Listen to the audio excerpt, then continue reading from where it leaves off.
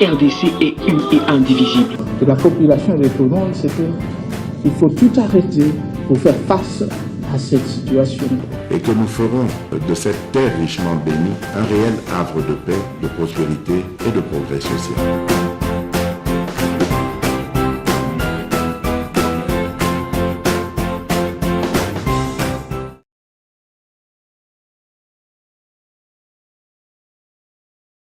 Il faut considérer qu'aujourd'hui, des patriotes reprennent l'espace du territoire qui était occupé par des forces négatives, de forces terroristes. Vous savez que nous, comme gouvernement, nous sommes engagés dans un processus diplomatique par lequel le président de la République pense que la solution devrait arriver. Ça prend du temps, malheureusement, c'est les temps de la diplomatie. Mais même si en parallèle, nous travaillons à la montée en puissance de nos forces armées, c'était un impératif qui s'impose à tous les compatriotes de défendre chaque centimètre du territoire. Souvenez-vous de l'appel du président de la République de novembre l'année dernière qui a permis de mobiliser plus de 40 000 jeunes qui sont aujourd'hui en phase de formation dans l'armée. Donc il y a beaucoup de Congolais qui ne veulent pas rester inactifs face aux actes de terreur qui ont été décrits dans les différents rapports. Human Rights Watch, rapport des experts et tous les rapports que nous recevons dans l'armée. Et donc, c'est des compatriotes qui ont pris le courage de défendre leur territoire et je pense qu'il n'y a pas meilleure manière de répondre à l'appel patriotique de la défense du territoire national. Qui ont pris le courage ou qui ont été sponsorisés à prendre le courage ? Écoutez, pour défendre votre territoire, vous n'avez pas besoin d'être sponsorisé. Et c'est exactement le même sentiment qui anime chaque Congolais aujourd'hui, parce que lorsque je parle à des Congolais par rapport à la situation de l'Est, vous savez, Christian, je veux vous dire, et je crois que ce que je dirais ne surprendrait personne, beaucoup des Congolais veulent la guerre. Ils veulent qu'on en finisse avec les agissements du Rwanda une fois pour toutes. Ça, c'est la volonté des Congolais. Nous qui sommes dans le gouvernement, nous pensons, évidemment le président de la République pense, que la guerre n'est pas une bonne option. Parce que la guerre implique beaucoup de conséquences. Nous allons vers la voie diplomatique parce qu'il faut régler un problème qui n'a pas été réglé depuis plus de 20 ans. Et donc la solution au problème de l'Est ne sera pas que militaire. C'est pour ça que très vite, le président de la République a mis en place 5 fronts. Évidemment, le front militaire, le front diplomatique, le front médiatique, le front judiciaire et les fronts économiques. Je crois qu'aujourd'hui, le Rwanda ne s'est jamais retrouvé autant à l'étroit. Parce que vous avez vu que même si elles arrivent timidement, mais les mesures de coercition arrivent, les sanctions américaines arrivent et qui démontrent clairement, par exemple, que le Rwanda, qui travaille avec les terroristes du M23, recrute des enfants, un officier supérieur a été sanctionné. C'est une illustration de ce que notre diplomatie produit comme résultat. Et donc aujourd'hui, nous considérons que nous avons commencé, en tout cas, c'est les débuts de la fin de tout ce que nous connaissons comme situation déplorable dans l'Est du pays depuis 25 ans. Et nous pensons que la stratégie mise en place avec le président de la République, notamment la refondation de l'armée, loi des programmations, montée en puissance, nous permettra, au terme de ce qui se passe aujourd'hui, d'avoir un rideau de fer dans nos frontières, dans cette partie du pays. Bendele Koyate, comme nous aimons à le dire. Monsieur le ministre, c'est vrai qu'en tant que Congolais, ou tout Congolais, souhaite depuis plusieurs années maintenant que les Rwandais, que les M23 soient boutés dehors. Mais en tant que journaliste, il y a de quoi se poser la question sur l'activisme de Wazalendo que vous soutenez, alors que le gouvernement de la République a, dans un passé très récent, appelé tous les groupes armés à déposer leurs armes. Aujourd'hui, vous soutenez ces compatriotes qui ont pris les armes sans vous poser la question de savoir comment ils ont pris les armes, comment vous allez gérer cette situation. Écoutez, il faut savoir une chose. C'est que lorsque le président de la République arrive aux responsabilités, il hérite justement d'une situation de l'Est qui est très complexe. Souvenez-vous de ses propos. Il a dit qu'il était prêt à donner sa vie pour que cette question se termine. Souvenez-vous que le président de la République, en juin 2021, j'étais dans sa suite, s'est installé à Goma pendant plus de 3 semaines et ça s'est terminé avec une interview avec M. Lusakweno à ma gauche. C'est pour vous dire les degrés d'engagement pour la résolution de ces problèmes. Et parce que la résolution de ces problèmes-là n'est pas qu'une question militaire, il fallait regarder les autres aspects de la question. Les autres aspects de la question, quels sont-ils? Les commerces, les minerais, etc. Parce que c'est tout ça qui constitue aussi... Ça, vous l'avez dit. qui constitue aussi les raisons de la guerre. Je vais arriver. Et donc, lorsque le président décide, du fait de la position géostratégique de notre pays, de nous conduire dans la communauté de l'Afrique de l'Est, avec tous les chefs d'État, ils ont convenu que nous devons régler le problème de la sécurité dans l'Est de la RDC pour permettre de faciliter les échanges qui existent déjà. Hein, parce que pendant qu'on se canarde avec les Rwandais, on dit ce que nous disons, mais avant le Covid, la frontière RDC-Rwanda, c'était la frontière la plus fréquentée après la frontière États-Unis-Mexique. Regardez les niveaux des transactions qui existent entre citoyens, on ne peut pas emprisonner les citoyens. Et les présidents, le choix qu'il avait guidé dans l'adhésion de la communauté d'Afrique de l'Est, c'était pour faciliter justement les mouvements de nos populations dans cette partie du pays. Alors, lorsqu'on dit on va régler les problèmes de sécurité à l'Est, il faut faire le bon diagnostic. Nous avons des problèmes de groupes armés étrangers qui sont bien reconnus, les ADF des terroristes, les Twirwaneho qui viennent du Burundi, les FDLR qui viennent du Rwanda. Vous ne pouvez pas, dans le cadre du pays qui est le nôtre, avec tous ces pays frontaliers, penser régler des problèmes de sécurité qui les concernent sans les impliquer, premièrement. Deuxièmement, nous avons des groupes armés. Les groupes armés sont créés sur base de plusieurs motivations. Des conflits des terres, des motivations économiques, la défense du territoire, etc. Mais parallèlement au processus de Nairobi qui a été amorcé par le président Uhuru Kenyatta, nous avions, nous, en interne, lancé le programme PDDRCS qui permettait justement de commencer des discussions pour faire ces démobilisations. Je dois vous rappeler que dans les sites de Mubambiro, par exemple, à un moment donné, il y avait 4000 démobilisés qui attendaient les processus, la finalisation du processus pour retourner dans la vie civile. Ce qui a complexifié et qui a causé tout ce qu'il y a comme difficulté après, c'est la résurgence du M23 à l'instigation du Rwanda en avril 2022. Et c'est ça qui a créé toute la perturbation dans les processus. Mais ce qui avait été obtenu, poser la question au mandataire du président Serge Tshibangu, qui était de toutes les discussions avec Uhuru Kenyatta, tous ces groupes armés congolais ont accepté de laisser les armes. Mais maintenant, en abandonnant les armes, il faut leur donner une réponse. La réponse de ceux qui deviennent. Parce que si pendant des longues années, ils ont vécu par les métiers des armes, il faut leur donner une réponse qui leur permet de faire une réintégration sociale. D'où les programmes du PDDRCS. Mais alors que nous, le pays, nous sommes, j'allais dire englués, c'est pas le bon mot, nous sommes dans un processus diplomatique. Parce que la diplomatie a ses codes. La diplomatie a son temps.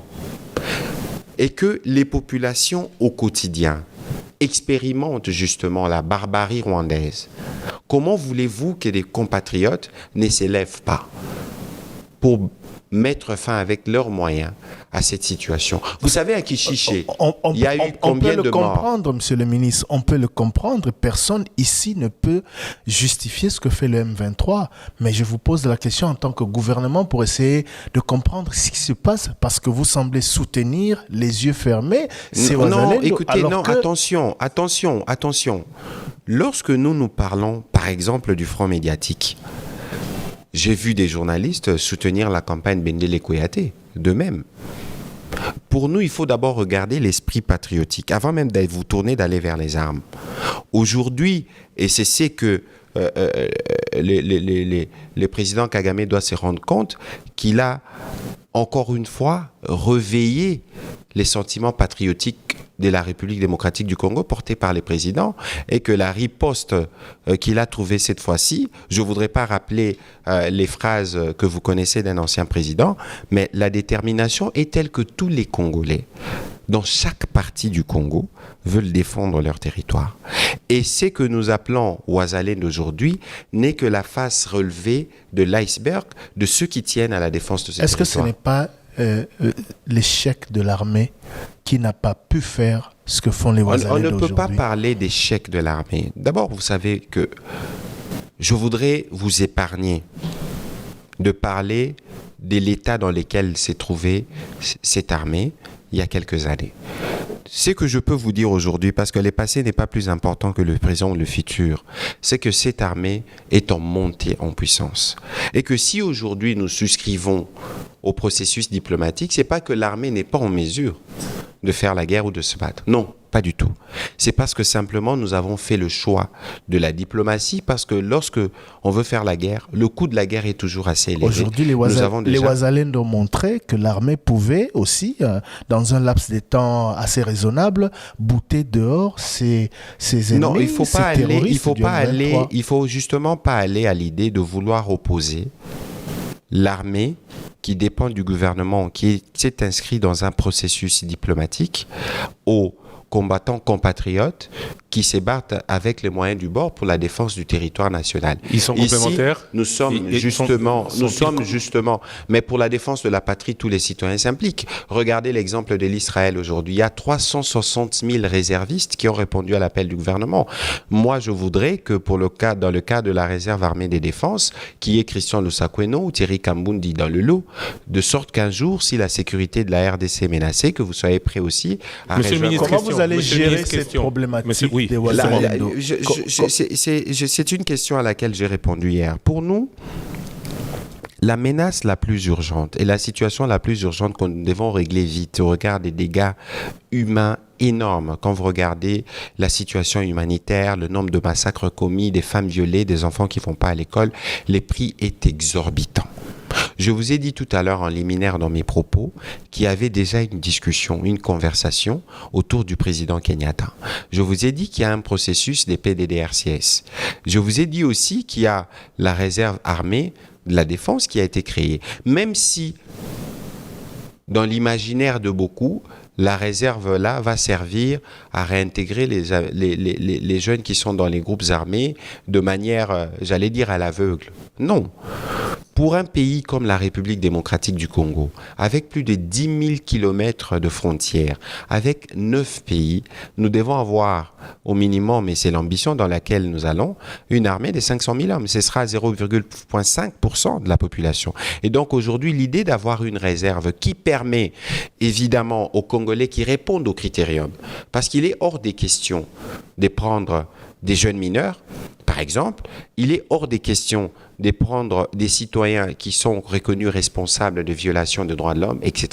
N'oubliez pas que l'armée, partout au monde, et c'est l'idée derrière la montée en puissance de l'armée que porte le président Tshisekedi, c'est les meilleurs de la société. Monsieur le ministre, la notion de réserviste n'équivaut pas à celle de l'activisme de Ouazalendo. Écoutez, regardez ce qu'ils ont fait aujourd'hui. Je vous ai dit tout à l'heure, il faut m'écouter et me comprendre dans mon esprit qu'aujourd'hui, la menace principale, c'est la question du M23. Lorsque la question du M23 sera réglée, mais nous avons un processus politique qui a commencé, nous avons un programme de PDDR qui a commencé, où, pour la première fois d'ailleurs, beaucoup se sont déplacés pour venir à Goma, pour venir à Kinshasa, parce qu'il y avait un processus de dialogue qui a commencé. Et le président de la République, souvenez-vous, peut-être qu'il faut qu'on rediffuse ces images, s'est adressé à Nairobi par visioconférence à ses compatriotes. Il leur a dit quittez, laissez les armes, rejoignez les camps de la patrie, parce que c'est des Congolais, quoi qu'on dise, qu'ils soient force négative, force positive, comme on peut les appeler, mais c'est des Congolais pour lesquels le président de la République et le gouvernement doivent donner des réponses. Monsieur le ministre, Ouazalendo, c'est article 64 alinéa 1. Écoutez, il ne faut pas aller dans des situations comparatives, parce que article 64, qu'est-ce que l'article dit? Le devoir de faire échec à tout individu ou groupe d'individus qui prend le pouvoir par la force ou qui l'exerce en violation des dispositions de la présente Constitution. Je crois que l'analogie n'est pas très appropriée. On ne leur opposera pas l'article 190. Nul ne peut sous peine de haute trahison organiser des formations militaires, paramilitaires. Vous devenez constitutionnaliste, monsieur Lusakweno, juriste. Alors on quitte puisque cela ne vous sied pas, quittons le côté juridique, allons au côté politique. Le président Félix Tshisekedi a dit terminer son mandat avec la guerre à l'est de la République démocratique du Congo, ce sera un échec. Aujourd'hui, vous pouvez répéter votre question, s'il vous plaît? Le président de la République a dit? Ce serait un échec de terminer son mandat avec la guerre à l'est de la République démocratique du Congo. Est-ce qu'aujourd'hui, avec cette guerre qui finit, on parle d'imminente, on dit pour imminente la chute de Bunagana, sera versée à l'avantage Écoutez, du vous savez, présidentiel. ce qu'il y a de fort dans le président Félix Tshisekedi, c'est d'abord la volonté.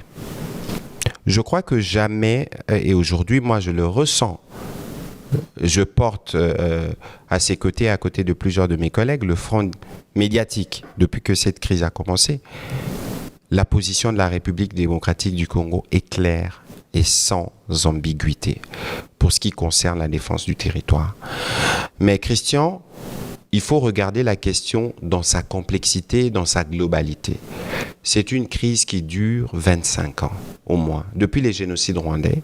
C'est une crise qui a plusieurs embranchements, notamment économiques, et avec des complicités internes. Ça, on ne peut pas ne pas les dire en termes d'infiltration, etc.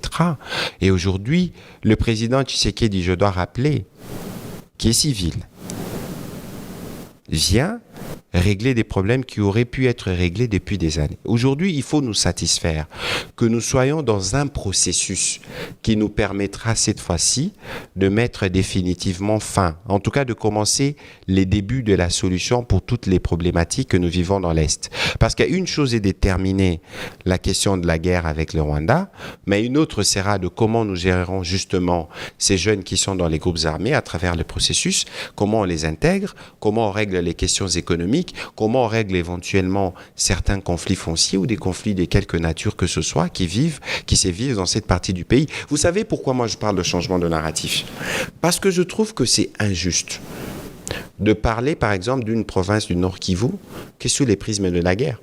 Le Nord Kivu, je ne me gêne jamais de le dire, c'est la seule province de ce pays où vous avez un hôtel 5 étoiles construit par un Congolais. C'est la seule province de ce pays où vous avez des hommes d'affaires qui travaillent à l'entretien des routes avec les gouvernements. Regardez les routes à Goma. C'est la seule province où vous avez, par exemple, les degrés d'engagement citoyen assez élevés des jeunes de là-bas ou de l'entrepreneuriat. Il y a tellement de bonnes nouvelles qui nous viennent du Nord Kivu.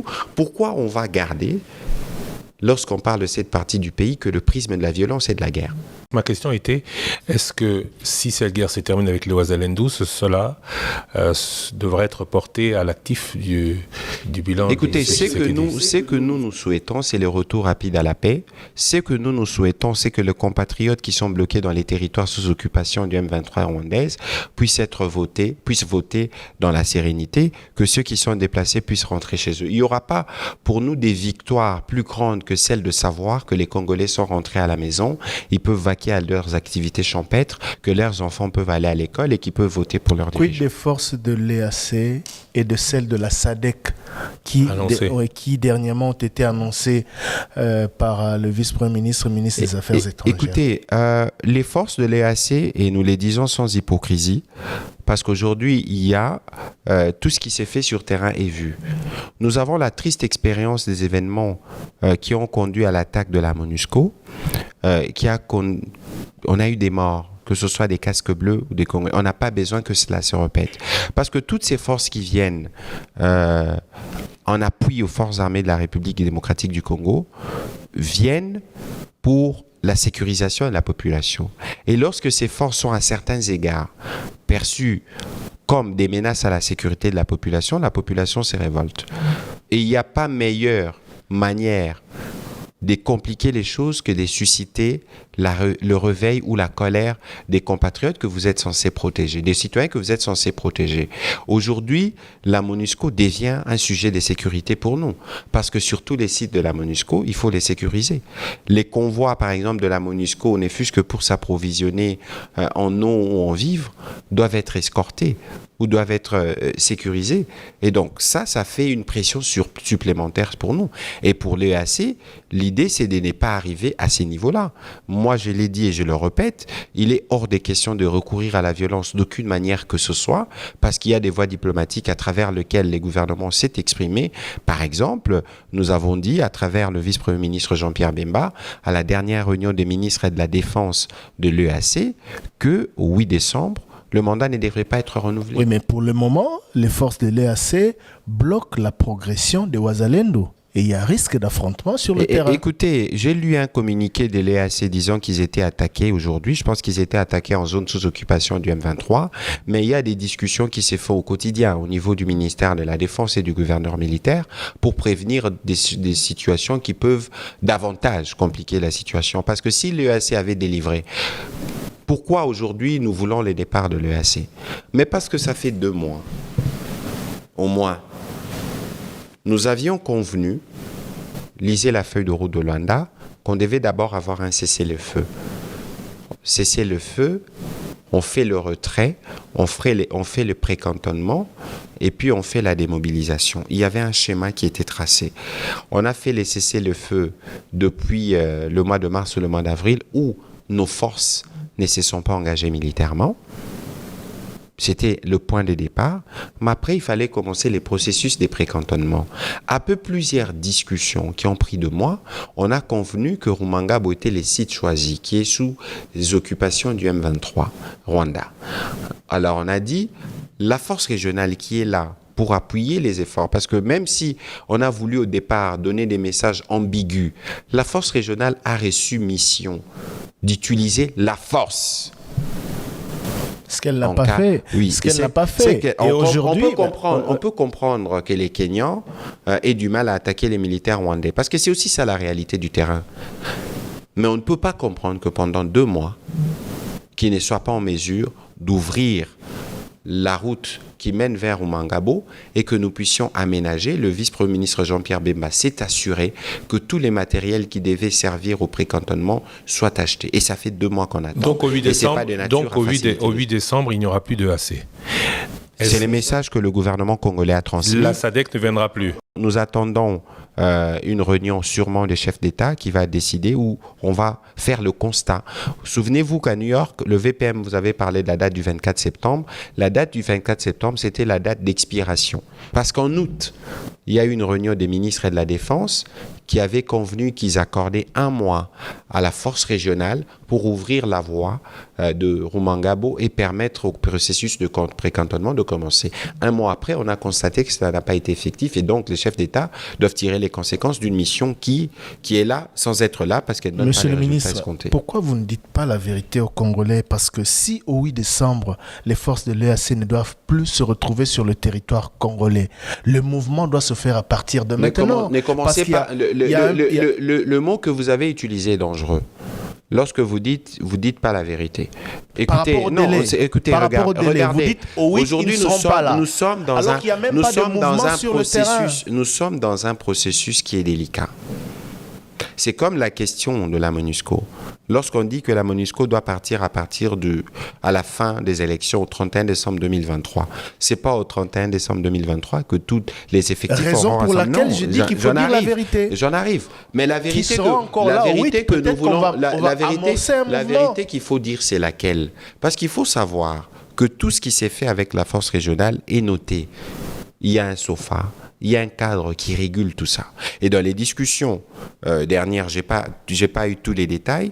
Le Premier ministre avait participé à une réunion, je pense à Nairobi, où il était question justement, dans le cadre du SOFA, d'inclure à notre demande une disposition qui organise les départs des forces. À partir du 8. Il faut attendre sûrement une réunion des ministres de la Défense ou des Affaires étrangères pour acter cela, et cela sera effectif. Mais ici, nous, on a exprimé une volonté. C'est une volonté qui a été exprimée sur base de ce que nous voyons sur terrain. Et donc, il ne faut pas considérer qu'il y a une vérité qui a été cachée, parce que de toute évidence, lorsque vous ne dites pas la vérité au peuple, le peuple finit par le savoir. Donc aujourd'hui... Parce que vous donnez l'impression qu'à partir du 8, il n'y aura plus de forces de l'EAC ici. On ne donne pas l'impression. Il ne faut pas qu'on aille justement dans une confusion des mots. Nous sommes dans un processus diplomatique où nous tirons des conséquences. Lorsqu'on a dit que du 23 août au 24 septembre, on devait nous assurer que la route de Rumangabo est ouverte et qu'elle ne l'a pas été, on doit être en mesure de relever qu'il y a un problème. Ici, nous ne sommes pas en train de dire que la force régionale a tout faux. Non, il y a évidemment le fait de leur présence, je crois qu'il y a une certaine dissuasion. On ne peut pas les régner, mais nous n'étions pas, nous, engagé dans un processus qui devait durer 6 mois, 8 mois, 9 mois. Non, il y a une feuille de route qui avait donné des objectifs clairs, des missions à chaque composante, et ces missions devaient être accomplies dans un intervalle de temps donné. Parce que nous avons des impératifs. De prorogation de mandat en prorogation de mandat, sachant que sur le terrain, il y avait déjà ce problème-là de définition de la mission de ces forces. Il n'y avait pas de question, non, Thierry. Relisez la feuille de route de Luanda. Relisez le SOFA. Le SOFA est un accord cadre qui a été signé. Et tous ces chefs d'État-là savent que le mandat de la force régionale, c'est la force. Je suis d'accord. C'est ce qui avait été convenu, et c'est ce qui avait été dit. Mais la réalité, la réelle politique, et c'est ça l'aspect qu'il faut intégrer. Parce que nous, avec le président Tshisekedi, nous n'avons jamais été, dans une quelconque forme de manipulation. Je pense que le président, dans ses communications, il est peut-être parfois trop franc. Souvenez-vous, lorsque, avec le Sakoeno, il avait dit ses appréhensions sur le vaccin AstraZeneca, certains le lui ont reproché, disant que le président ne pouvait pas dire ça. Et donc, ici, considérez que chez nous, nous n'avons pas de langue de bois. Et donc, si les autres chefs d'État, en fonction de leur position politique ou de leur rapport diplomatique antérieur, lisent mal ce que nous avons convenu, ce n'est pas de notre responsabilité. D'où la question. Ici, il faut vérifier que c'est que nous disons. D'où la question, parce qu'on ne va pas s'éterniser sur ce sujet, on va passer à un autre. On en a beaucoup d'autres. D'où la question de pourquoi avoir continué, j'ai bien compris. Le 8 décembre, donc, le mandat ne sera pas renouvelé, vous l'avez dit. La SADC ne viendra pas. Je n'ai pas dit que la SADC ne viendrait pas. Est-ce que la SADC viendra ? Elle viendra Au niveau de la SADC, il y a une force en attente qui a été prépositionnée. Il y a des contacts, des discussions qui sont en cours, qui sont très avancées. Les moments venus, avec le vice-premier ministre Jean-Pierre Bemba, nous vous ferons le point à ces propos. Si les Ouazalènes doivent avance comme ils avancent et récupèrent le territoire, quel que soit le cas de figure, nous sommes dans un processus diplomatique qui devra à un moment ou à un autre se terminer avec les autres. Donc ce n'est pas parce que, évidemment qu'il y a une incidence par rapport à ce qui se passe sur terrain, mais avec la force régionale de l'EAC, même s'il faudra divorcer, il faudra se mettre d'accord sur les conditions des divorces. Et les conditions du retrait. Retrait de l'EAC, la SADC cantonnée, la MONUSCO toujours présente. Vous êtes tombé d'accord maintenant, c'est clair, elle part oui, non, quand ? Écoutez, je pense qu'il y avait une réunion au Conseil de sécurité à laquelle avait pris part le VPM Lutundula le 28 septembre dernier. Je crois qu'ils ont acté le principe mais la décision du départ. La décision sera prise qu'en décembre. Non, je crois que quel que soit ce qui s'est dit, mais dans ce que nous on a entendu dans le couloir, c'est que le départ est acté. Christian, ici, il faut que cela soit bien clair. Le président Tshisekedi, septembre 2022 à New York, vous y étiez, a donné un horizon pour le départ de la MONUSCO après les élections de décembre 2023. Un départ civilisé et organisé. Il ne faut pas oublier, s'il vous plaît, il ne faut pas oublier, vous êtes témoin de ces processus de paix. Depuis 1999. Nous, on n'a jamais dit que la MONUSCO a tout faux. Aujourd'hui, la MONUSCO a fermé des opérations dans plusieurs provinces parce qu'il y a eu des avancées au plan sécuritaire et il y a eu une reprise en main de l'État. Aujourd'hui, les opérations de la MONUSCO se concentrent sur 3 provinces principalement. Mais pourquoi le président, qui avait déjà donné un horizon sur la MONUSCO, est revenu déçu? Mais parce qu'il y a une demande pressante. Nous sommes un gouvernement qui est à l'écoute. Oui, mais monsieur le ministre... Les populations, Thierry Kamoudi, laissez-moi revenir sur ces points parce que c'est crucial. Les populations qui ont manifesté contre la MONUSCO dans 5 villes simultanément, une 30aine de morts. Mais vous pensez que ces populations l'ont fait? Nous devions rester sourds. Lorsqu'un matin vous vous réveillez, vous voyez qu'un convoi de la MONUSCO a été attaqué, brûlé. Mais quel incident voulez-vous encore voir avant de dire aux autres, écoutez, il faut commencer à plier bagage? Parce que lorsque les secrétaires généraux des Nations Unies, Guterres, s'exprimant en septembre 2022, dit clairement que sa mission ne disposera pas de moyens pour combattre les M23. Et que les M23 a des moyens militaires qui dépassent ceux des casques bleus. Mais pourquoi continuer à rester? Parce que lorsqu'il dit ça, les populations écoutent. Vous voulez que ces populations réagissent La question comment? aujourd'hui, c'est que le Conseil de sécurité a acté ce départ et vous a demandé de discuter, vous, gouvernement, avec la MONUSCO pour le mettre en marche. Les discussions, regardez, les discussions ont commencé initialement autour des 18 jalons. S'il vous plaît, monsieur le ministre. Oui, allez-y. Dernièrement, à New York, le ministre des Affaires étrangères se plaignait du fait que la MONUSCO ne jouait pas le jeu. Parce que ce que le Conseil de sécurité a recommandé hier, lundi, c'est déjà ce que le gouvernement congolais avait prévu, mais c'est la MONUSCO non, écoutez, qui ne voudrais pas aller dans des considérations, je veux vous parler des faits. Il était question initialement qu'on travaille sur 18 jalons. Parce que lorsque nous on parle du départ de la MONUSCO, oui, 18 jalons des ramenés à 4. Oui, mais justement, ramenés à 4 jalons prioritaires, les élections, sécurisation de population, PDDRS, je pense, et l'appui au processus de paix qui est en cours. Lorsque on réduit à 4, c'est justement la preuve que nous voulons aller vite sur les options essentielles. Parce que les tâches certaines qui sont organisées par la MONUSCO aujourd'hui seront reprises par les agences du système des Nations Unies. Moi, j'espère que nous pourrons nous mettre d'accord pour convenir, par exemple, de récupérer Radio Okapi, qui, de notre point de vue, peut être un outil important. On verra dans quelles conditions. C'est pour vous dire que nous sommes engagés dans un processus. Mais il faut savoir que vous avez des interlocuteurs à Kinshasa, mais ceux qui font la décision sur un certain nombre de choses, c'est le Conseil de sécurité à New York. C'est pour ça que le VPM avait saisi le Conseil de sécurité. Il a donné ses feux verts. Maintenant, le processus va commencer. Et c'était des processus de désengagement. Il y a, je ne sais pas combien, des milliers d'hommes qui sont là et des personnels. Ça ne s'est fait pas en un jour. Wait and see donc. On reparlera de ce retrait de la MONUSCO, j'en suis certain. Quittons l'Est de la République démocratique du Congo. Parlons élection en règle générale. D'abord, processus électoral. Et entendu récemment, il était à Paris, le président Denis Kadima, qui n'affirme pas fermement que les élections auront bien lieu le 20 décembre. Dans la mesure du possible. C'est pas ce que moi j'ai entendu. Je peux vous donner, les termes exacts utilisés par M. Kadima. C'est vrai qu'il n'a pas dit qu'elles auraient lieu. Vous avez le français nous complique parfois. Réponse directe mais parfois évasive de Denis Kadima. Tout est mis en œuvre, dit-il, laisse la place au doute. Vous avez des doutes. Vous avez des doutes. Le doute, c'est, par exemple, les machines, toutes les machines à voter qui doivent être configurées, qui doivent amener sur les lieux. Ces machines ne sont pas encore au Congo. Mais vous savez, Christian, en 2011, on disait la même chose. En 2018, on disait la même chose. On nous disait qu'il fallait 60 jours pour les déployer. Regardez, je veux vous donner mon point de vue. Vous savez, d'abord, dans un processus électoral, la question cruciale, c'est la confiance. La question n'est pas forcément, et j'espère que ceux qui m'écoutent ne vont pas travestir mes propos, la question n'est pas forcément les respects de délai stricto sensu.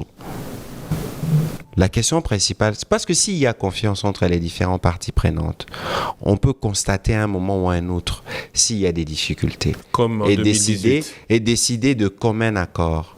S'il y a la confiance, on va dire, pour plus de sérénité, on va reporter d'un jour ou deux. Comme en 2018, une semaine. Oui.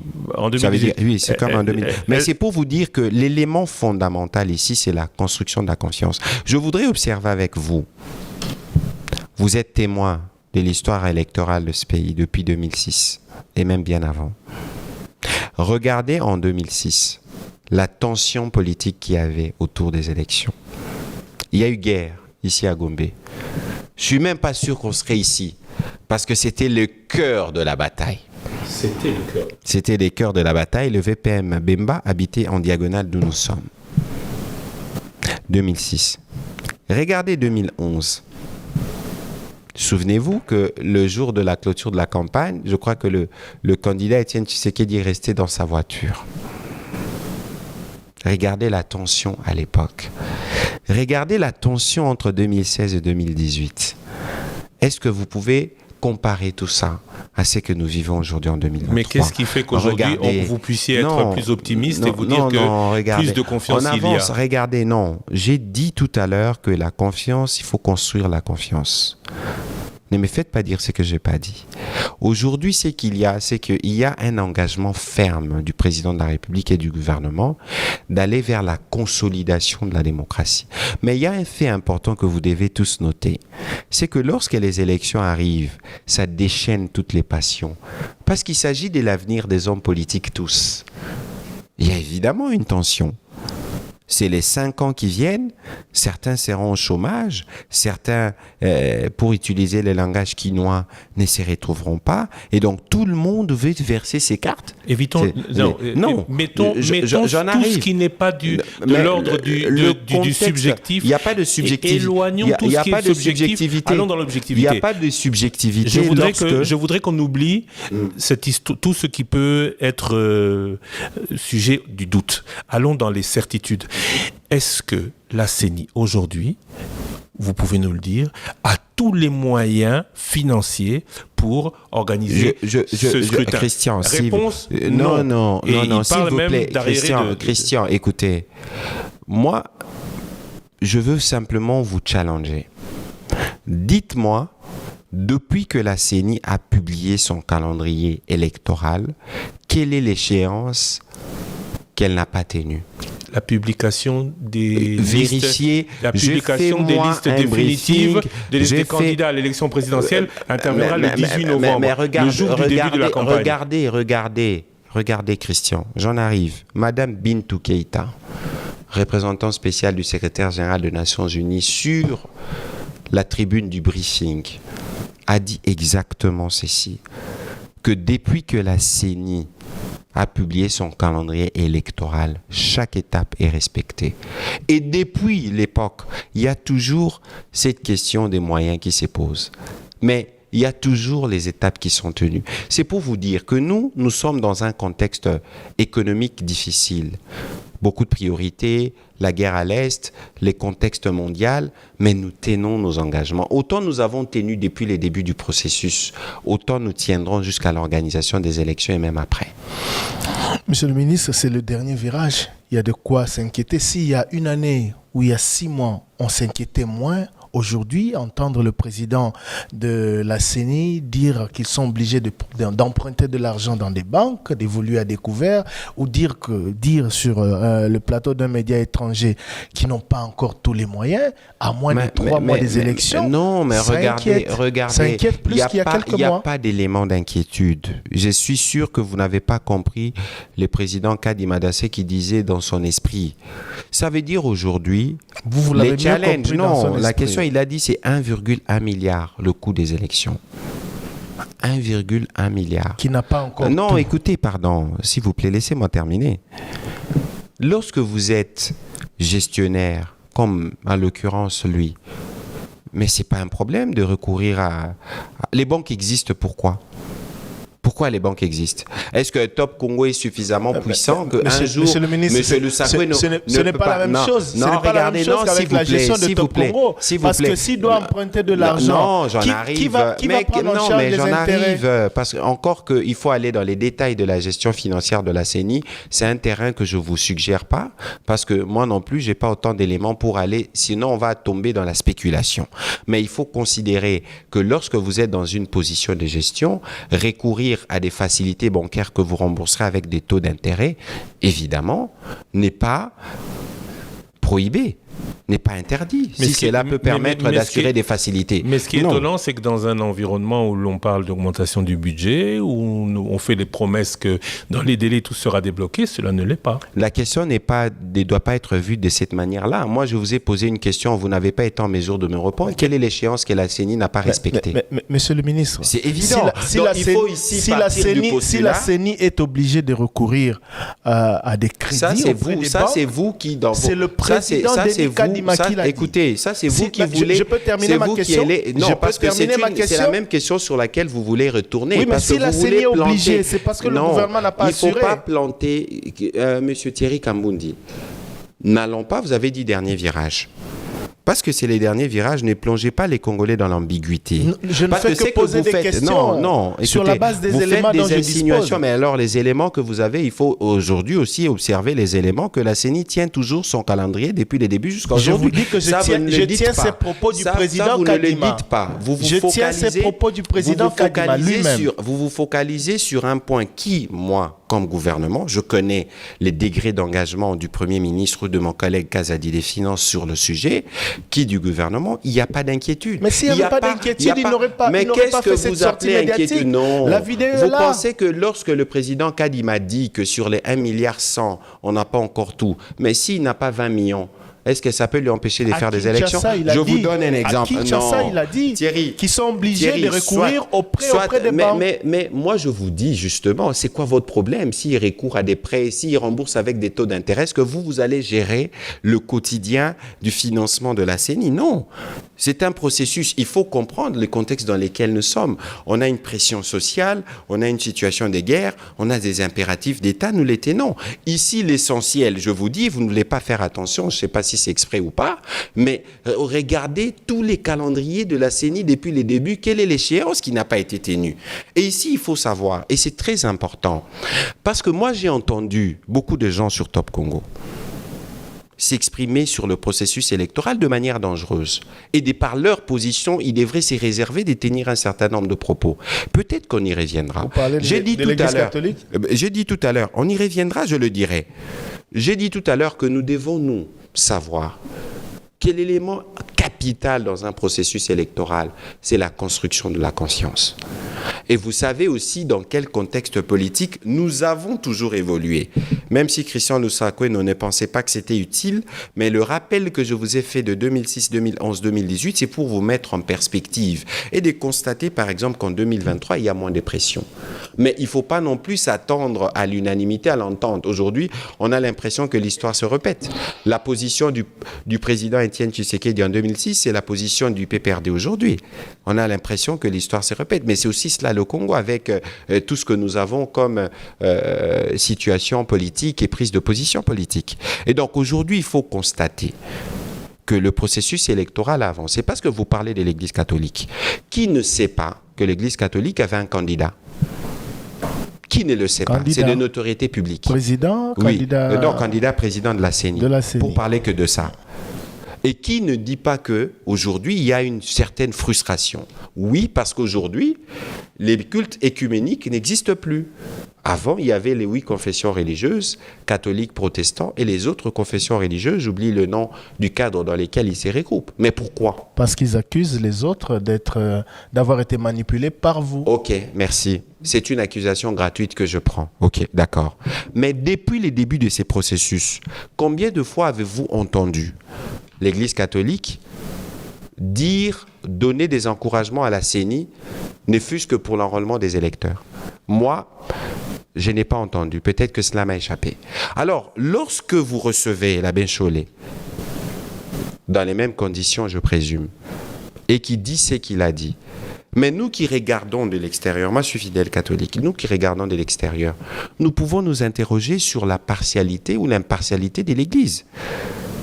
De manière objective aujourd'hui, on peut s'interroger parce que si l'Église est partie sur une frustration du fait qu'elle n'a pas réussi à faire passer son candidat et qu'il y a comme une forme de, je sais pas, de rancune ou de revanche à prendre sur le président Kadima. Mais qu'est-ce que nous attendrons alors comme résultat des missions d'observation? Et ici, je dois rappeler, vous avez suivi certains candidats. Dépôt de candidature, fraude électorale. Et j'ai même moi l'impression que beaucoup se préparent à la contestation plutôt qu'aux élections. Pourquoi? Mais c'est pour ça que le président de la République, peut-être parce que cette confiance dont vous parlez n'a pas été suffisamment bien construite. Mais je veux vous dire, justement, pour que cette confiance puisse être construite, il faut qu'il y ait un dialogue. Et nous avons vu que lorsque le président de la CENI a discuté avec certains leaders de l'opposition, les choses ont été vues différemment. Parce que fort malheureusement, nous sommes tous dans les préjugés et on ne fait pas toujours les efforts pour aller à la bonne source abreuvée. Sur le processus électoral, Christian, ce que je veux dire est crucial. Ce n'est pas une affaire de la CENI seule. Nous, les gouvernements, nous finançons, nous sécurisons. Le Parlement donne des lois, peut-être contrôle dans ses compétences, mais la société civile, elle fait quoi ? Le parti politique font quoi ? Pourquoi, d'après vous, il existe de cadres de concertation ? Mais parce qu'il faut communiquer. La confiance ne s'est construite qu'en communiquant. Mais lorsque vous avez des acteurs, non de moindres, qui ont des préjugés, parce que j'ai suivi aussi la position de l'Église, c'est pour ça que tout à l'heure, je m'interroge, peut-être que j'aurai l'occasion de discuter par exemple avec les révérends Senga pour qu'ils m'expliquent un peu leur position sur cette question des affichages. Le même article, avec plusieurs alinéas, il se focalise sur un seul alinéa, ne lise pas l'alinéa qui suit. Et on accuse la CENI et on reproche des choses à la CENI. Mais c'est quoi l'idée derrière ? Parce que si nous voulons, parce que nous continuons, nous, de croire que les principaux partenaires de l'État, notamment dans l'éducation, c'est les églises catholiques et protestantes. Il faudrait éviter qu'il y ait des soupçons d'une quelconque manière que ce soit de partialité sur la position de l'Église. Monsieur le ministre, l'opposition n'a pas que... Je dois juste vous interrompre. Il est 8h10. Il ne nous reste plus que 10 minutes. Non, merci. Il ne reste pas 10 minutes, monsieur le malheureusement, l'émission Top Matin devra démarrer. Vous remuez les mêmes questions 10 000 fois pour penser pouvoir récolter je ne sais pas quoi. Et parfois, nous passons à côté de l'essentiel. Peut-être parce qu'on n'a pas les réponses. Mais les réponses ne sont pas forcément celles que vous attendez. Processus électoral, vous confirmez le 20 décembre. Voilà, peut-être une, deux, trois semaines. D'abord, monsieur Le Sakweno, parce que vous revenez sur ça. Je parlais de l'élément crucial qui est la confiance. N'attendez pas du porte-parole du gouvernement de vous confirmer les élections le 20 décembre ou pas. Parce que ce n'est pas de la responsabilité du gouvernement. C'est de la responsabilité de la CENI. Et c'est ce que je disais tout à l'heure, qu'il y a différents corps qui interviennent dans l'organisation des élections. Mais quelles sont justement les motivations de chaque corps ? Si les gens ont des préjugés, ou ils considèrent qu'ils doivent se venger parce que Kadimé passé, que leur candidat n'est pas passé, et qu'il faut jeter les pots de banane. Mais parce que vous parlez des préjugés, c'est des préjugés que certains Monsieur le ministre, vous qualifiez cela des préjugés, mais l'Église, comme une frange de l'opposition, ce qu'ils évoquent, ce ne sont pas forcément des préjugés. Non, ça veut dire que c'est leur position. Ça veut dire que, je parle, en vous suivant, on peut conclure que l'Église catholique n'est pas impartiale. N'est-ce pas ? S'il vous plaît. Je ne veux pas parler de l'Église. Vous parlez des préjugés, moi je parle des préoccupations. On a vu défiler une vingtaine de candidats présidents de la République. Chacun de s'est exprimé sur des préoccupations, sur le climat politique, sur la façon dont le processus électoral est mené. Comment vous qualifiez tout cela de préjugés ? S'il vous plaît, allons point par point. Monsieur Le Sakweno, donnez-nous le temps. De toute façon, je suis ministre des tutelles. Malheureusement... Monsieur Le Sakweno, laissez-moi répondre. Mais Thierry Kambundi, allons-y point par point. Vous parlez du processus électoral. Moi, je vous ai opposé. Parce que si moi je le dis, on dirait que c'est les gouvernements. Je vous ai dit ce que Mme Bintou a dit publiquement. La CENI ne gère pas la passion des hommes politiques. La CENI est un organe technique qui nous représente tous. Monsieur le ministre, on dit mieux j'en arrive, s'il vous plaît. De par la constitution de la CENI, nous avons toutes les forces politiques qui sont dedans. Société civile, opposition, majorité, ils sont là-dedans. Donc, c'est une représentation de nous tous. C'est l'arbitre. Alors, l'arbitre édicte les règles, la loi électorale qui vient de l'Assemblée et tout ça. Toutes les parties prenantes sont libres. Et c'est ce que moi j'ai donné comme réponse la dernière fois au briefing. Mais plutôt que de faire des communiqués, lorsque vous estimez qu'une position qui a été prise par la CENI n'est pas la bonne, mais pourquoi vous n'approchez pas Kadima ? Ils sont là pour quoi ? Ils sont là pour écouter. Les élections, ils ne les font pas pour eux. Du reste, ils ne sont pas candidats. Les élections, ils les font pour nous, pour les électeurs et pour tout le monde. Et donc, lorsque des candidats ont des préoccupations. C'est quoi le boulot de la CENI? Les écouter, les intégrer et les corriger éventuellement s'il y a des choses à corriger. Parce que nous n'aurons pas, Christian Lusakoueno, vous avez une plus grande expérience que moi sur les questions électorales, y compris à l'étranger.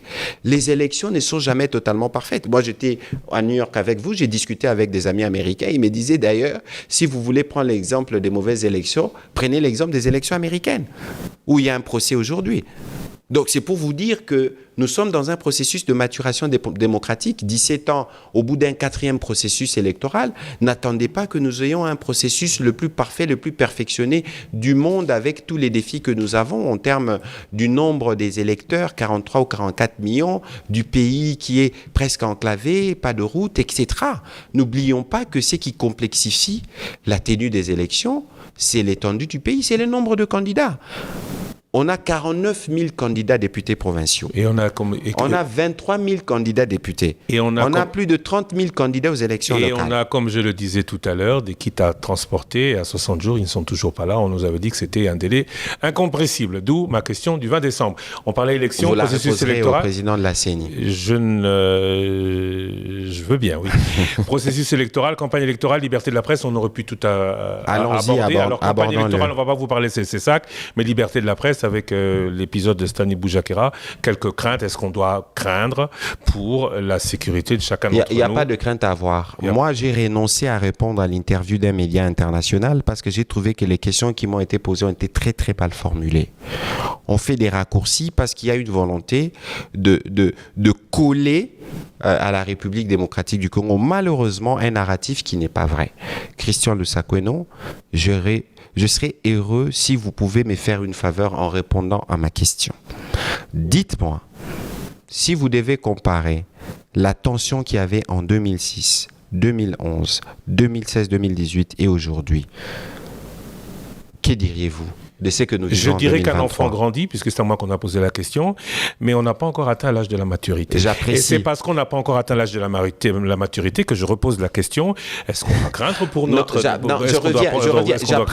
J'apprécie le courage que vous avez de me répondre, parce que Kamboudi m'aurait dit, c'est moi qui pose les questions et pas vous. Non. J'avais une autre réponse à vous donner. Si, Bon, avec la permission de... Parce que je n'ai pas envie qu'il y ait des tensions en tant que Congolais, mais j'ai l'impression que vous chantez trop tôt la victoire. On ne chante pas des victoires, on note ce qu'il y a. Je vais prendre vos propres exemples. Allez-y. Quand vous parlez de 2006, de 2011 et de 2018, la tension que vous évoquez, c'était soit autour de la campagne électorale et du jour des votes, soit entre les deux tours. Écoutez, la tension... Or, on n'en est pas encore arrivé là. Donc vous chantez, vous semblez chanter trop tôt la victoire. Non, on ne chante pas la victoire. Il faut regarder les contextes et regarder les acteurs. Et c'est pour ça que j'ai aimé la réponse de Lusakoueno. Il dit, l'enfant grandit, mais il n'a pas encore atteint l'âge de la maturité. Parce que si nous partons de 2006 à 2023, l'enfant a 17 ans.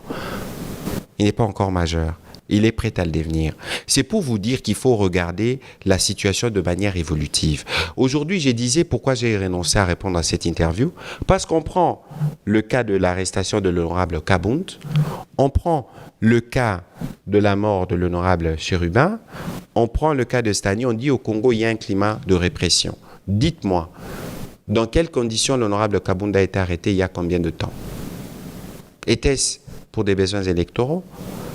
Revenons dans les circonstances de l'arrestation ou de la mort de l'honorable Chérubin Okende. Avait-il un lien avec des élections? Pourquoi faire des raccourcis de ce type et venir dire qu'il y a un climat répressif? C'est que moi j'observe, c'est qu'il y a des candidats qui font des meetings. Lorsque ces meetings qui sont des fiascos dans ce que je vois, on n'en parle pas beaucoup. Mais on comptait justement dans cette stratégie n'est pas informer les autorités compétentes, parce que lorsque les autorités compétentes vont vous opposer l'État, vous allez dire, ah ben voilà, vous victimisez comme toujours pour prendre un peu des gaz, comme diraient les Quinois. Vous avez observé certains meetings, certains premiers pas des meetings, qu'est-ce que vous avez vu? Et donc aujourd'hui, nous considérons que tous les candidats auront la possibilité de battre campagne et nous souhaitons qu'ils quittent la périphérie pour que nous puissions débattre de vrais sujets. Parce que lorsque vous parlez des déclarations des candidats, des différents candidats à sortir de la CENI, qu'ont-ils dit? Fraude électorale, échappatoire, une manière de dire, écoutez, si nous perdons, nous ne serons pas bons perdants. C'est pas ça. Tous n'ont pas dit C'est ça. pas. Les autres ont dit quoi? Il y en a beaucoup qui ont plutôt formulé des recommandations à l'endroit de la CENI. On ne va pas, s'il vous plaît, commencer à répondre à vos questions, encore que j'aurais pu dire aussi, ajouter, vous ne m'avez pas laissé le temps, de 2006 à 2023, c'est 17 ans, ce n'est pas l'âge de la maturité, et non plus de la responsabilité. Donc, on jugera peut-être en 2024 quand il aura 18 ans. Bilan Tshisekedi difficile à faire, faute de temps. On aurait pu parler politique, on aurait pu parler économique, social. Parce que vous avez choisi, et je suis désolé, j'ai sûrement pas le droit, parce que c'est vous qui conduisez l'interview, vous avez pris trop de temps sur les sujets d'actualité. Oui, mais c'est justement ce que moi je ne souhaiterais pas. Je pense que j'aurai une conversation avec le président du CESA qui s'occupera de la prise de parole des différents candidats, Christian Lusakwenon. C'est bien que vous ayez aménagé ces cadres. Il faut laisser le temps aux candidats de s'exprimer sur leur programme. Mais c'est ce qu'on a Parce fait que fort malheureusement, c'est bien, j'ai apprécié les débats, j'ai apprécié le passage de l'honorable Sessanga. Il faut donner de l'espace aux idées. Il faut quitter les terrains de la périphérie, de la polémique. C'est les terrains habituels. Si ces processus doivent être différents, mais moi, je voudrais bien. Parce que moi, je challenge nos opposants. Je leur demande, je leur donne un devoir à domicile. Ça peut paraître prétentieux, mais dans un contexte démocratique, il faut que les gens acceptent des pics du genre qui doivent bouquiner ce que nous, on a fait. Vous serez prêt, par exemple, à un débat? Parce que le premier débat que nous, ici à Top Congo, risquons d'organiser, on a déjà l'accord des deux candidats à l'élection présidentielle, c'est le débat entre M. Délice Sanga et M. Adolphe Mouzito. Il semble d'accord, ce sera sûrement un des premiers débats au sommet à l'élection présidentielle. Vous serez prêt, vous, porte-parole du gouvernement, à être sur un débat pour parler du bilan et des perspectives d'avenir avec le porte-parole de M. Kamitatou, de Moïse Katumbi moi, si vous me dites que j'ai débat demain avec M. Olivier Kamitatou, je suis candidat. Pourquoi? Parce que les Congolais méritent les meilleurs. Pourquoi je tense les opposants, justement? Parce que lorsque je les écoute dans leurs premiers mots, je pense qu'ils ne font pas bonne route. Le diagnostic, leur point de départ sera notre bilan. S'ils ne font pas d'efforts pour comprendre là où on n'a pas été très performant, comment ils vont améliorer? S'ils viennent et ils font fi, ils ne veulent pas voir, par exemple, le succès de la gratuité de l'enseignement. Aujourd'hui, si le président est réélu, nous allons vers le primaire. On parle aujourd'hui de couverture santé universelle. On a commencé à parler de gratuité de la maternité. Mais moi, j'ai envie que les gens viennent nous dire, écoutez, renoncez à la loi de programmation que vous avez faite pour l'armée. Parce qu'aujourd'hui, pour la première fois, on a cette loi qui permet de financer l'armée pour assurer sa montée en puissance. Lorsqu'on parle de 145 territoires, pour la première fois dans l'histoire du Congo, ça c'est pas nous, c'est même le PNUD qui salue ces programmes, on investit. Il n'y a aucun territoire, M. Kamboudi, je ne sais pas, votre territoire se trouve dans la province du Kwilu, ou je ne sais pas lequel se trouve le territoire de M. Il n'y a aucun territoire où il n'y a pas de bruit des chantiers. Nous étions avec le président de la République à Kassenga dans cette école à Kili, où pour la première fois, depuis des années, les élèves étudiaient dans une salle de classe qui répondait aux normes. Ça se passe mieux, c'est vrai, dans certains coins de la République, mais c'est normal. Difficile. Mais un peu comme je disais tout à l'heure, pour le processus électoral, le pays est presque enclavé. Il y a des zones entières où il n'y a pas de route, où il faut chercher des bifurcations pour arriver là-bas sur place. Ça prend beaucoup de temps, mais il y a une volonté de donner de l'activité à la base. Les mamans Maléwa, suivez les briefings que j'avais fait avec les chefs des agences, où vous disent qu'ils sont tellement heureux de fournir la bouffe à tous ceux qui travaillent dans les différents chantiers. D'où ma question du 20 décembre. C'est pour vous dire que l'écosystème économique de nos territoires bouge du fait des effets des 145 territoires. Oui. Quel est le candidat qui viendra nous dire que vous aviez eu tort de nos challengers, que vous avez eu tort d'investir dans les territoires? Parce que le développement doit partir de la base. Est de la RDC, processus électoral, on aurait pu parler encore très longtemps. Malheureusement, nous arrivons à la fin de cette émission. On aurait pu parler du bilan du président Félix Tshisekedi. Est-ce que vous vous engagez à revenir ici pour en parler avec nous et éventuellement en débat contradictoire? On a cité M. Kamitatou, mais ça pourrait être le porte-parole d'un autre candidat? Avec plaisir, nous sommes prêts à débattre et à soumettre notre bilan au jugement de Congolais, c'est ce qui sera. Et dans ce que nous voyons, nous sommes convaincus qu'il n'y aura pas de projet alternatif qui sera meilleur que celui qui sera porté par les présidents. Prêts à venir débattre au nom de la redevabilité. Évidemment, c'est ce que nous faisons. Oui, Peut-être que les gens ne les mentionnent pas, parce que très souvent, lorsque les trains arrivent à l'heure, ce n'est pas un événement intéressant. Mais vous aurez remarqué qu'avec le président Tshisekedi, nous avons marqué d'une pierre particulière l'histoire politique de ce pays avec l'exercice permanent de redevabilité. Jamais vous n'avez vu autant de membres du gouvernement de manière régulière se succéder pour vous expliquer ce qui est fait. Je tenais à le dire. J'espère que les... Je tenais à le dire, félicitations pour les briefings, mais merci. Jamais on a vu le ministre de la Défense. Pourquoi ? Le ministre de la Défense est nouvellement arrivé. Je pense qu'il n'y a pas longtemps qu'ils ont été nommés. Oui, mais il y a tellement d'éléments que... Il y en a qui sont arrivés au même moment que lui, qui sont déjà passés au briefing. Le ministère de la Défense étant ministère d'actualité, on l'a vu dans l'émission. Des ministres qui sont arrivés. J'ai fait une interview avec le VPM Caméré, où nous avions parlé justement de la crise du maïs et de tout ce qu'il y avait comme question carburant à l'époque. Avec le vice-premier ministre Jean-Pierre Bemba, nous discutons quotidiennement. D'ailleurs, c'est sûr qu'il suivra cette émission. Je vous parle du briefing. Si vous voulez venir au briefing, il viendra le moment venu. Parce que vous savez... Lorsque nous faisons ces exercices, nous ne les faisons pas pour des besoins cosmétiques. Nous les faisons parce qu'il y a des besoins d'éclairage et d'information pour le peuple congolais. Il est ministre de la Défense. Les sujets qu'il traite sont d'une sensibilité qui ne requiert pas toujours des commentaires ou des détails. Parce que lorsque vous avez un Christian Lusakoueno en face de vous, ou vous avez un Thierry Kambouni en face de vous, les questions qui vous intéressent les plus, c'est des questions entre guillemets pièges.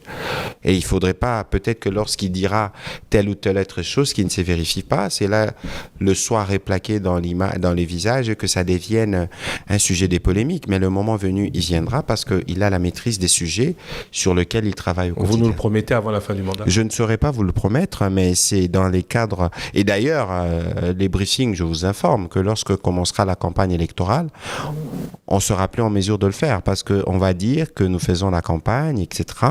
Mais alors que nous serons dans un exercice de redevabilité. Donc votre promesse de le faire venir, si ce n'est pas dans le mois, dans un mois on sera en campagne, je ne vous ai pas dit que je vous promettais. Je ne vous ai pas dit que je vous promettais.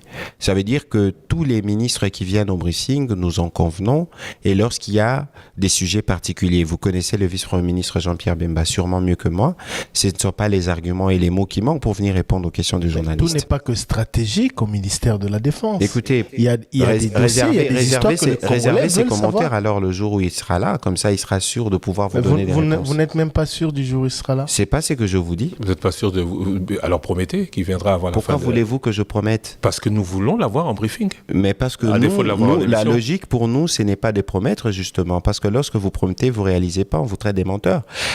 Nous prenons des engagements que nous tenons. Donc, et depuis que nous sommes là, sous la conduite du président Tshisekedi, on a dit des choses, on a fait des choses. Et c'est ce qui sera. Donc la redevabilité s'applique sur d'autres secteurs, sauf la défense. Ça, c'est vous qui le dites. La redevabilité s'applique à tout le monde. Pensez-vous que la redevabilité, c'est forcément d'abord venir devant les médias? Entre autres. Alors, si c'est le cas, il sera là. Entre autres, sinon... il sera là. Parce que regardez, le président a promis lui-même, m'a dit qu'il est prêt à faire le briefing, le président de la République.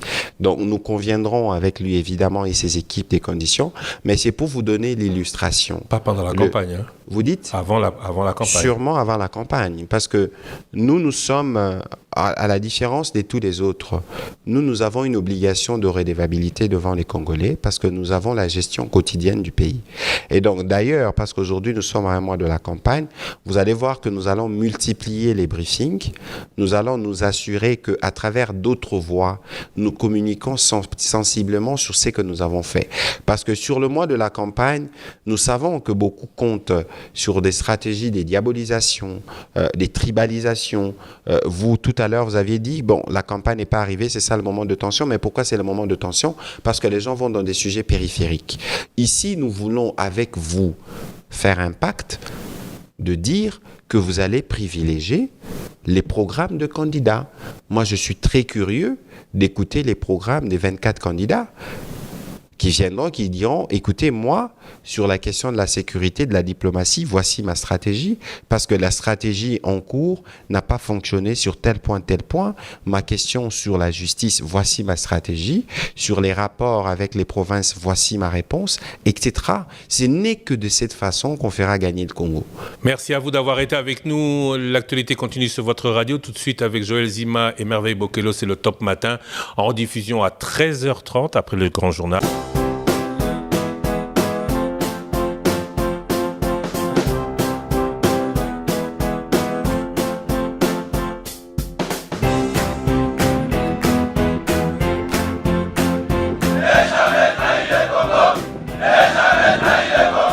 La RDC est une et indivisible. Que la population répondante, c'est qu'il faut tout arrêter pour faire face à cette situation. Et que nous ferons de cette terre richement bénie un réel havre de paix, de prospérité et de progrès social.